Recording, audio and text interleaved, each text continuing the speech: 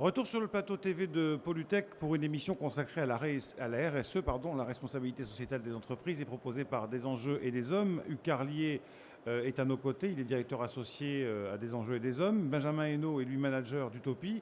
Et nous attendons d'un instant à l'autre Thomas Busuttil, fondateur d'Imaginable, qui est en train de terminer une conférence sur Buy and Care, c'est ça? Donc voilà, il va nous rejoindre dans un instant pour parler effectivement de la RSE. Alors un titre simple, RSE hier, RSE aujourd'hui, RSE demain. Je vais me tourner vers vous d'abord, peut-être Benjamin Hainaut, pour essayer de savoir et de comprendre l'évolution de la prise en compte du développement durable en général par les entreprises. Ça a commencé à combien de temps à peu près? Ça a commencé dans les années 80. Mhm. Peut-être juste en deux mots présenter... Oui, on va peut-être présenter vos structures d'abord, Oui. vous avez raison. Alors très rapidement, Utopie, c'est un cabinet de conseil qui a été créé par Elisabeth Laville en 93. Mhm. Donc on fête nos 20 ans d'existence l'année prochaine. 20 ans d'existence qui nous a permis d'être considérés par les Échos comme le cabinet pionnier en conseil en développement durable. Et cette année, on a été retenu par Décideur Magazine comme la première agence de conseil en développement durable. Oui, Voilà. donc ce qui veut dire que vous avez des clients prestigieux, j'imagine. On a des clients prestigieux et que vous n'avez j'illustrerai quelques exemples. et que vous n'avez pas trop raté votre coup finalement. Exactement. Eh ben, tant mieux, parce que dans le consulting, il y a un peu à boire et à manger. C'est très bien d'avoir duré 20 ans, ce qui prouve la qualité de vos prestations. Des Enjeux et des Hommes? Alors, Des Enjeux et des Hommes, on est plus jeune. On est né au début des années 2000. On fêtera nos 10 ans l'année prochaine. Et donc, nous, on accompagne de manière très opérationnelle les entreprises ou les organisations publiques ou privées dans leur démarche de responsabilité sociétale. L'objectif, c'est de mobiliser les collaborateurs pour qu'ils comprennent le sens de la stratégie et qu'ils la mettent en œuvre, pas simplement au niveau des éco-gestes ou du comportement au quotidien, mais surtout dans leur pratique professionnelle. Donc c'est le cœur de métier Des Enjeux et des Hommes, c'est de porter la stratégie, de faire de l'accompagnement du changement autour de la responsabilité sociétale, la responsabilité globale de l'entreprise. Alors, on va dire qu'il y a eu une phase un petit peu de pionnier au début des années 80. Comment ça s'est déroulé? D'abord, comment ça a émergé? Quelle était la perception des entreprises pionnières? Parce qu'il faut vraiment avoir un peu de vision pour s'engager là-dessus au départ. Voilà, alors que Thomas Busuttil nous rejoint, merci, il a fait vite, il est venu en courant de Buy and Care. Donc cette démarche pionnière, comment s'est-elle initiée il y a maintenant presque 30 ans?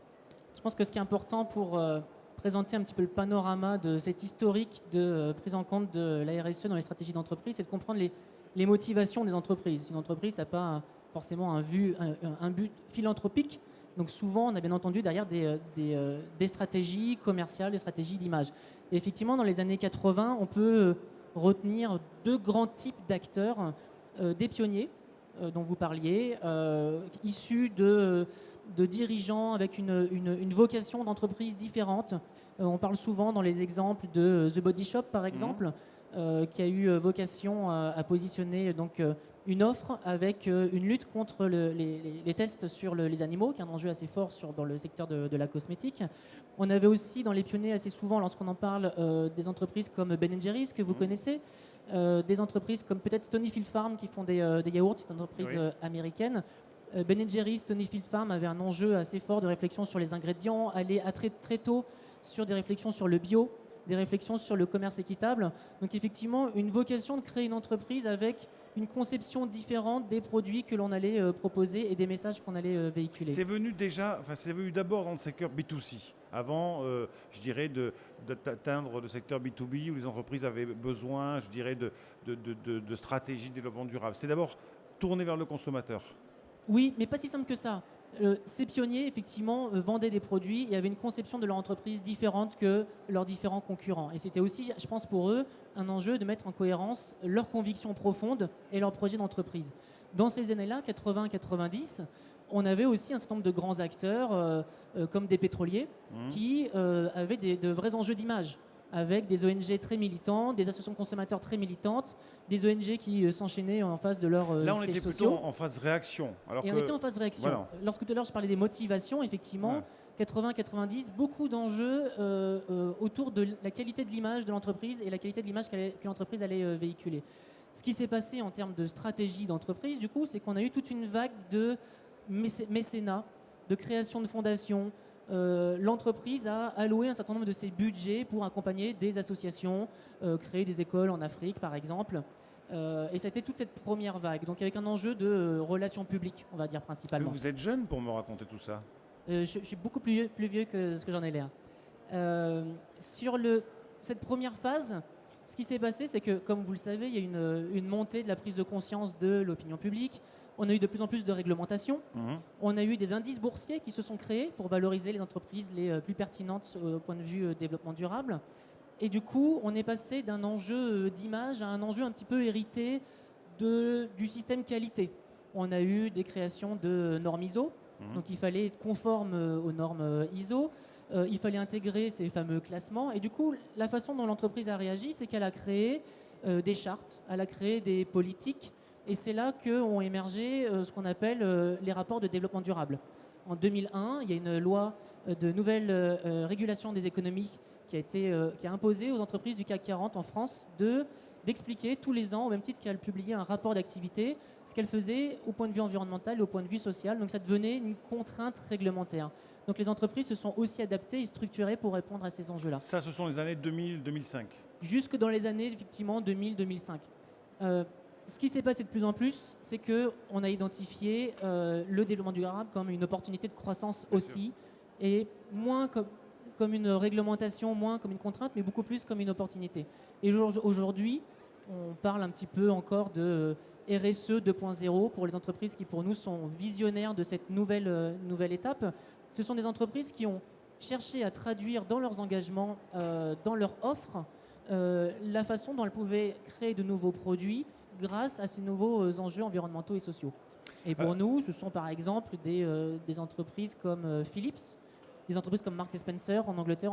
On cite souvent Marks & Spencer comme entreprise un petit peu emblématique sur ce sujet-là parce qu'ils ont une approche vraiment globale de la RSE, tant sur l'offre que dans la réflexion vis-à-vis de leurs collaborateurs, par exemple. Et je pense qu'aujourd'hui, les entreprises qui ont l'approche la plus complète sont les entreprises les plus à même de répondre aux enjeux de demain. Voilà, donc on est parti quelquefois sur des besoins d'image ou des convictions liées à la personnalité des dirigeants. Ensuite, on est allé vers des démarches plus structurantes. Et puis aujourd'hui, on est quand même dans quelque chose de parfaitement identifié qui touche aussi bien l'interne que l'externe, si je résume ce que vous venez de me Exactement. dire. Hugues Carlier, cette phase justement de premier déploiement, quel souvenir gardez-vous, je dirais, des années 2000, du début des années 2000 Est-ce qu'il y a des exemples aussi d'entreprises qui se sont lancées un peu à corps perdu et qui ont un peu, je dirais, mis le pied sur la pédale de frein? Alors, le pied sur la pédale de frein, oui, ça c'est clair. Une Ou sorte du de rétro-pédalage, oui, tout à fait. Donc, je vais dire juste un mot sur le début des années 2000, puis après je laisserai la parole à Thomas. En fait, une des premières entreprises qui s'est lancée sur le sujet, qui nous a d'ailleurs lancé sur le sujet de la RSE, c'est EDF, qui, dans un agenda 21 de l'époque, s'était engagé à informer l'ensemble des 117 000 collaborateurs d'EDF sur la politique de développement durable de l'entreprise. C'était une grande première en France. À l'époque, le déploiement auprès des collaborateurs, ça se faisait via le rapport développement durable, s'ils avaient envie de le lire, et puis avec un peu d'affiches ou un article dans le journal interne. Donc on a fait cette opération de déploiement, on a formé 1000 volontaires désignés chez EDF, qui eux-mêmes ont animé... des ambassadeurs, oui. Des ambassadeurs qui ont animé plus de 5000 réunions d'information sur la politique développement durable d'EDF.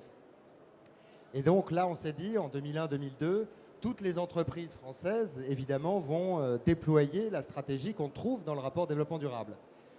Et on a monté des enjeux et des hommes. On s'est un peu trompé, donc on a d'abord travaillé pendant 2-3 ans sur des outils de communication, sur le fond, et non pas sur du déploiement auprès des entreprises qui, je le dirai tout à l'heure, ont commencé bien plus tard des vrais déploiements. Thomas Busuttil, vous êtes fondateur d'Imaginable.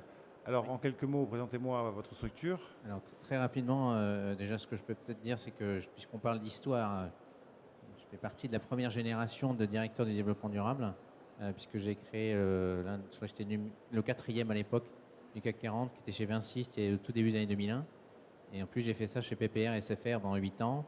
Et donc, depuis un peu plus de 3 ans, j'ai créé Imaginable, qui, je dirais, est passé de l'autre côté de la barrière et accompagne maintenant les entreprises dans l'élaboration ou la reformulation de leur stratégie RSE en lien avec leur stratégie business. Je crois que c'est ça qui est important et c'est ça qui a été bien montré, c'est qu'on commence vraiment à rentrer dans le business et ça, c'est passionnant. Ce qui n'était pas le cas au tout départ Non, chez Vinci, par exemple. Au tout départ, oui et non, ça dépend. C'est-à-dire que c'est vrai qu'au départ, c'était en tout cas considéré par la plupart des dirigeants comme quelque chose, une espèce de mal nécessaire ou comme un joli outil de com pour faire greenwashing et pour faire bien dans la vitrine, mais absolument pas comme un lien avec les enjeux business.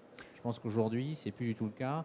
Si je peux quand même compléter, pour donner un exemple en France, parce qu'il y a pas mal d'exemples qui ont été donnés anglo-saxons, une entreprise comme Botanique, pour moi, est typiquement une entreprise qui a fait un vrai virage business et RSE il y a quelques années, en 2007-2008, c'est très récent.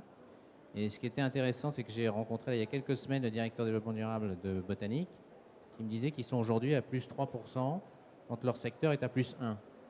Donc on voit qu'aujourd'hui, non seulement ça leur a permis d'avoir des nouveaux services, de penser à des nouvelles offres, mais en plus, ça marche économiquement. Donc ça, je crois que c'est très important de pouvoir le démontrer.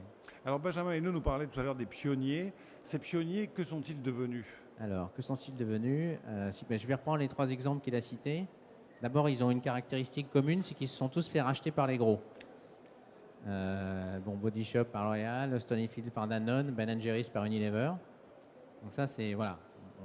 Il y a eu ce phénomène de rachat, premier point.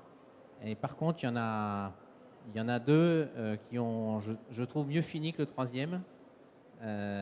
En tout cas, qui ont su, dont les grands groupes ont préservé l'ADN et le côté, toute l'originalité du business model.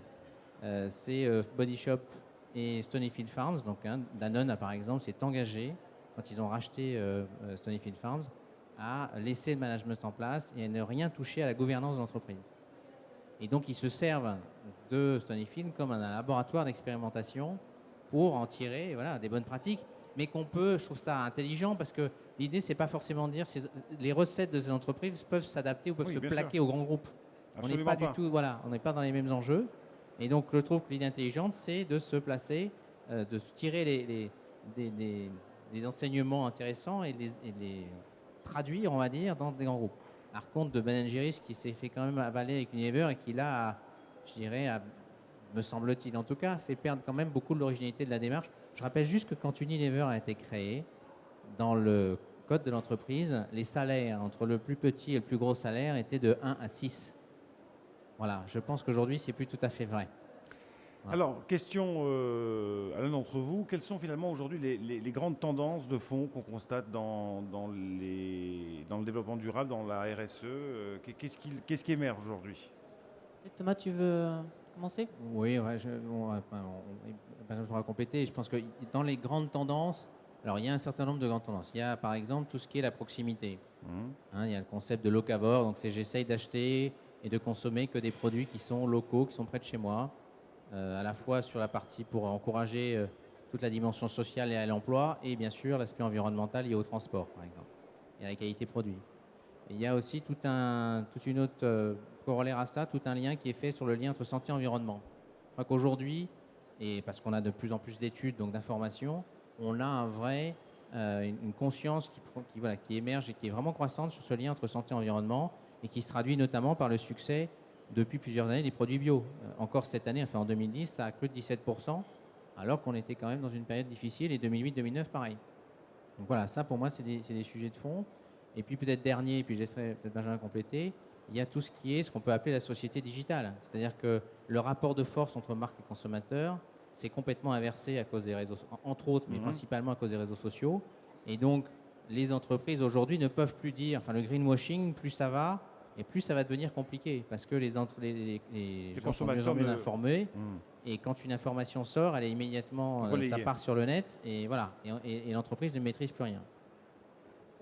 Pour aller dans le sens de Thomas, effectivement, toute l'émergence des solutions et outils Internet a permis d'apporter une information de plus en plus détaillée, de plus en plus complète aux consommateurs. Et on illustre aussi souvent une des tendances qui est de plus en plus importante, qui est la traçabilité sur les produits.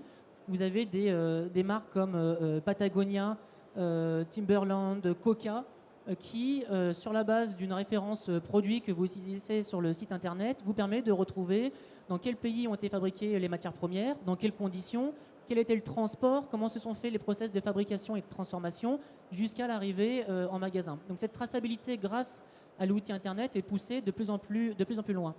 En termes de traçabilité aussi et du coup de communication, on a des exemples un petit peu rigolos. C'est une entreprise suisse qui s'appelle Demeter qui fait entre autres des produits laitiers sur le produit laitier, vous avez la photo de l'exploitant agricole avec limite sa vache à côté qui a permis de contribuer à donner le lait pour faire le beurre que vous avez acheté. Donc la traçabilité peut aller très loin. Et des tartiflettes. Et les tartiflettes.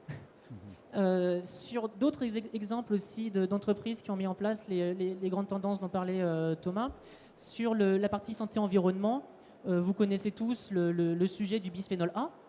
Et un certain nombre d'entreprises n'ont pas attendu les réglementations sur le fait d'interdire. Vous savez que depuis 2010, on n'a plus le droit d'avoir des biberons avec du bisphénol A dans le plastique de ce biberon.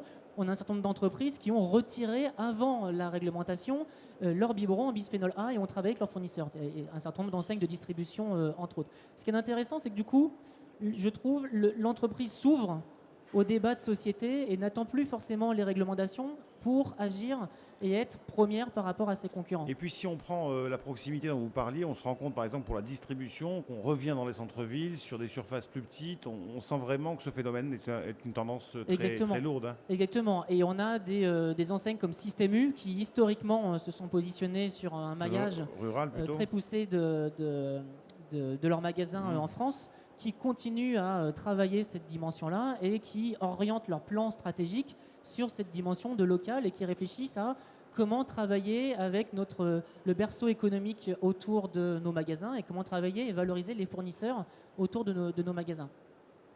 Et un dernier point peut-être sur la partie santé-environnement, parce que c'est vraiment, je pense, effectivement une pièce maîtresse des grands enjeux d'aujourd'hui.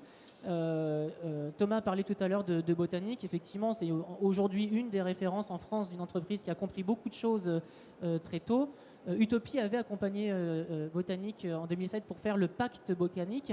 Et lorsque Botanique prend des engagements aussi forts que zéro pesticide, zéro engrais chimique dans son offre, et que ça représentait du chiffre d'affaires pour eux, c'est un engagement assez courageux.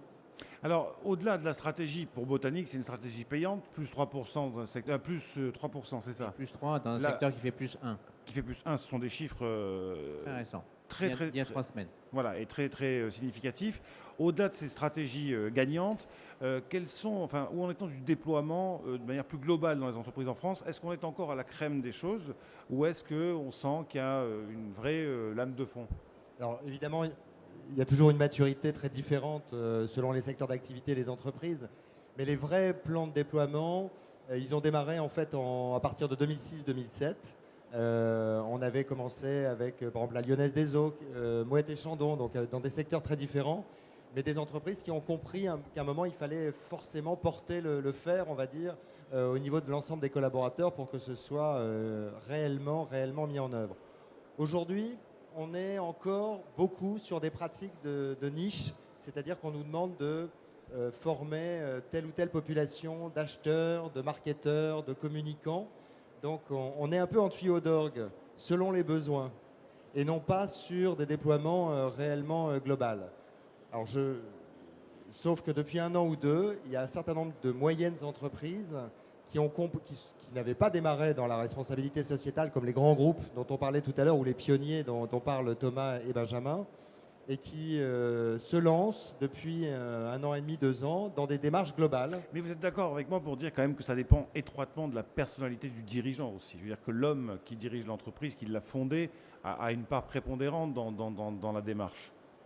C'est absolument prépondérant, c'est-à-dire que souvent on voit des entreprises où la démarche essaye d'émerger de la part des collaborateurs. Mais le patron n'est pas forcément concerné, donc ça n'émerge pas. Et le patron laisse faire, mais n'étant pas concerné, il n'y a pas une véritable emprise de la responsabilité sociétale dans l'ensemble de l'établissement. C'est vrai que ça, c'est un point fondamental. Moi, je vois, alors, on ne travaille pas pour Coca, on travaille pour PepsiCo France. Et on a eu la chance de trouver un patron qui a tout de suite compris ce côté systémique des visions des démarches de développement durable, donc ils vont faire des liens entre l'environnemental, le social, le sociétal. Et par exemple, sur toute la dynamique sociale, il a mis en place, en lien et dans le cadre de cette démarche durable, tout un tas de politiques, notamment sur le bien-être. Vous avez par exemple droit à des coachs sportifs quand vous êtes chez PepsiCo pour vous conseiller dans votre activité sportive. Donc c'est à la fois du bien parce que ça diminue l'absentéisme, Mhm. mais on a vu aussi que grâce à ça, à toutes ces politiques-là, ça fait 2 ans qu'ils sont Best Place to Work, donc c'est un concours que vous faites pour l'endroit oui, où il oui, fait tout bon à fait. travailler. Ça fait 2 Qui ans là qu'ils aussi sont... d'ailleurs passe par les réseaux sociaux, c'est extraordinaire Voilà, la donc façon dont- ça dont- fait 2 ans qu'ils sont numéro 1. Mhm. La première année, ils ont eu plus 15% de CV spontanés par rapport à l'année d'avant. Et là, ils en sont à x3. Donc ça montre bien, alors on ne peut pas forcément le chiffrer en euros, mais ça montre bien à quel point on peut faire un lien entre des démarches qui vraiment sont portées par les dirigeants et vont vraiment sur l'ensemble des champs du développement durable et l'attractivité et la marque employeur pour attirer les talents et les retenir. Alors vous qui êtes des professionnels, on parle beaucoup de grands groupes tout à l'heure. Une question qui peut se poser, c'est celle des petites PME, de petite taille, c'est-à-dire 200, 250 personnes, on va dire 30, Déjà de la 40. bonne PME, ça. Oui, enfin, on sait qu'une PME, c'est jusqu'à 500 personnes, je crois. Donc. Mais enfin, ce sont des PME qui font 30, 40 millions d'euros, mais qui sont sur des échelles pas très confortables parce qu'elles n'ont pas encore les moyens de... Bon, alors comment et je me raccroche au CV pour PepsiCo. Elles ont besoin d'embaucher, mais dans un secteur hyper concurrentiel. Comment les aider à introduire cette notion de RSE pour garder leur personnel, pour attirer de nouveaux collaborateurs alors que même elles n'ont pas la culture, elles n'ont pas les structures, elles n'ont pas l'organisation interne qu'il faut. Est-ce que c'est possible que ça redescende à ce niveau-là? Alors, ça va obligatoirement redescendre parce que notamment les politiques d'achat des grands groupes deviennent opérationnelles, plus ça impacte les fournisseurs de rang 1 et puis ensuite les fournisseurs de rang 2. Donc typiquement, ce genre de PME, comme il y en a beaucoup sur Polytech par exemple, eh bien un jour ou l'autre, elles reçoivent un questionnaire leur demandant quelle est leur démarche de responsabilité Oui, on l'a vu sociétale. d'ailleurs dans l'émission précédente sur la norme Sur les ISO achats. 26 000 et les achats. Tout à fait. Donc de toute façon, elles seront contraintes d'y aller si elles n'y sont pas encore. Et c'est vrai qu'elles sont en concurrence avec les grands groupes pour récupérer les meilleurs étudiants. Oui, bien sûr. Et on voit bien la place depuis plusieurs années que prend la responsabilité de l'entreprise dans le choix des étudiants. On est monté de la 8e place à la 3e place aujourd'hui. Donc, pour garder les Ça, c'est meilleurs... les critères. Hein. Oui, Enfin, en termes de critères de choix Choix. des étudiants pour rentrer dans une entreprise. Donc, elles n'ont pas le choix. Et 2, il y a un certain nombre de ce type de PME qui ont fait un travail remarquable pour aller justement vers des démarches de responsabilité sociétale parce qu'elles ont compris que c'était aussi de la motivation en interne. On parle de business, d'innovation, mais c'est aussi une vraie démarche de motivation interne. Et on en est où de l'organisation interne dans les entreprises, les directeurs développement durable, les collaborateurs ambassadeurs? Moi, je pense pour revenir sur votre question précédente et du coup répondre aussi à celle-ci, Voilà, oui. ce qu'on constate chez Utopie, c'est que s'il y a encore quelques années, c'était souvent des directions de développement durable qui venaient nous voir pour les accompagner sur un certain nombre de projets, on est de plus en plus enclin à travailler en direct avec des directions de la stratégie, des directions marketing, des directions de la communication, ce qui prouve que finalement ce sujet-là devient un sujet de différenciation, devient de plus en plus un sujet stratégique et SM dans l'organisation de l'entreprise. Alors pour conclure, j'aimerais que vous donniez chacun un court exemple inspirant pour ceux qui sont autour de nous, pour bien comprendre finalement qu'on est bien loin du gadget qu'on pouvait éventuellement voir dans les années 80 et qu'aujourd'hui c'est non seulement la stratégie mais c'est la réussite de l'entreprise qui en dépend. Je commence. Moi, j'ai un exemple qui me tient à cœur. C'est un client qu'on accompagne depuis 2 ans et je trouve que l'approche est la bonne.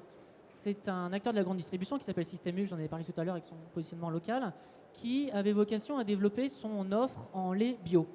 Et comme vous le savez sûrement, la production de lait bio ne suffisait pas aujourd'hui à répondre à la demande. Et plutôt que d'avoir une approche opportuniste, très, j'ai envie de dire, achat, et de se sourcer sur une plateforme d'achat en lait bio qui pourrait venir d'Ukraine, par exemple, ce qu'ils ont décidé, c'est d'accompagner des producteurs dans la transition et de les aider à financer cette transition pour avoir du lait bio. Puisque lorsque je veux passer d'une agriculture conventionnelle à une agriculture bio, j'ai 3 ans de conversion et pendant ces 3 ans, je n'ai pas le logo. Donc c'est compliqué pour moi de valoriser mon offre. Donc Système U a réfléchi à des contractualisations différentes plus longues sur 3 ans, a réfléchi à une valorisation du prix de la transition pour accompagner cette transition de ces agriculteurs et éleveurs.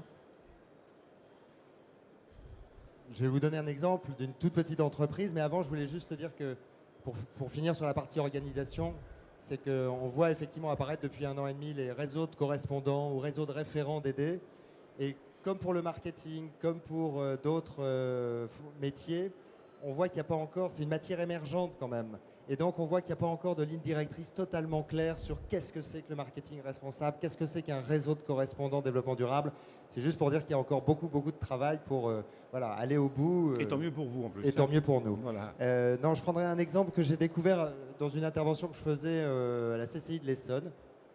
Et une toute petite entreprise qui a 40 personnes, qui s'appelle Activaire, et qui fait des produits de nettoyage qu'elle revend aux entreprises de nettoyage. Et en fait, ils ont démarré en 2004 avec une certification ISO 9001. Le patron s'est dit, tiens, c'est sympa d'aller dans ce sens-là. Il est passé à la 14001. Il a découvert le développement durable. Il a continué à avancer. Et aujourd'hui, il est sur des progressions de 50-60% par an. Et c'est un petit monsieur adorable qui n'était pas du tout parti pour ça, mais il est porté simplement par son engagement depuis 2004, pionnier sur le sujet, et il se porte très très bien d'un point de vue chiffre d'affaires dans un climat d'affaires qui lui est assez morose.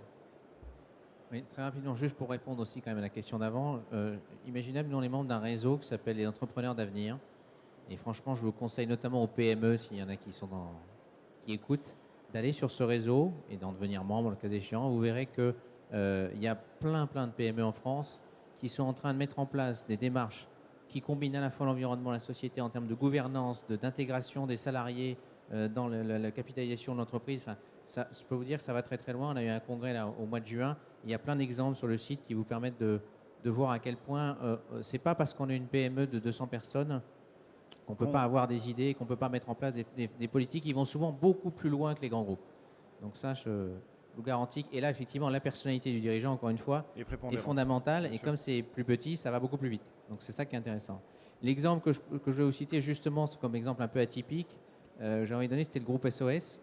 C'est un groupe qui est aujourd'hui à plusieurs milliers de personnes, c'est plus de 5000 personnes, qui donc gère tout un tas d'activités avec un lien fort sur le social, des cliniques, des centres d'hébergement pour SDF, mais aussi des activités de conseil, de traiteurs éthiques, voilà. Et ils le font avec une dimension sociale et environnementale très forte. Ils ont un mode de gouvernance qui est une espèce d'hybride entre un système capitaliste, si je puis dire, classique, et un système coopératif ou associatif, en tout cas, que tout le monde est propriétaire du capital. Et c'est un groupe qui croît de 20% tous les ans depuis 5 ans, et qui montre, en faisant travailler beaucoup de gens en insertion. Et donc voilà, je pense que c'est aussi un exemple extrêmement innovant de business model à succès, et qui a mis tout un des critères et des valeurs sociales et environnementales au cœur de son business model. Messieurs, merci beaucoup d'être venus parler de RSE. Je précise que cette émission, comme toutes les autres, sera mise en ligne sur le web et bien sur la page Dailymotion de Polytech TV.